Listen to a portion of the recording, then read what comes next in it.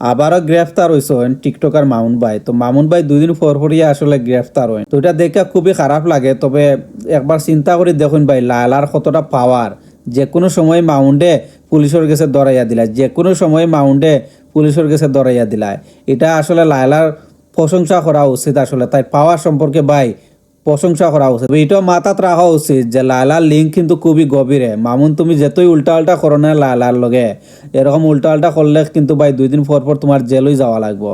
তো আমার মনে হয় তুমি তোমার ফ্যামিলি লইয়া বিদেশ কোনো একটা দেশও সেটেল হয়ে যাও ভাই। কারণ লায়লার লাগে তুমি দেশও ভালোভাবে থাকতে পারতে না। তোমার লাগে আমার খুব খারাপ লাগে যে 2 দিন পর পর লায়লা তোমার পুলিশের কাছে ধরাইয়া দিলা। এটা দেখে আসলে খুব খারাপ লাগে।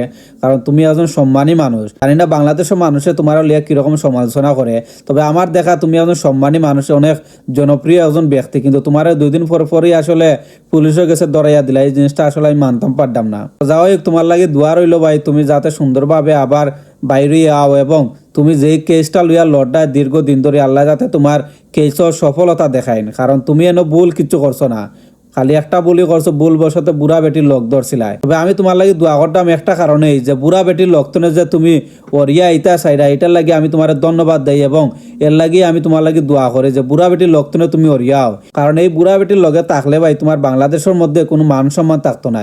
তো উচিত তোমার এই বুড়া বেটির দাঁড়তনে ওরিয়াও। এর লাগে যদি তোমার জেল একবার না 10 বার খাটা লাগে, তুমি 10 বার খাটো, কিন্তু এই বুড়া বেটির দাঁড়তনে তুমি ওরিয়াও। কারণ এই চরিত্রহীন মহিলার লগে যদি তুমি থাকো ভাই, তাইলে তোমার ইজ্জত থাকতো না।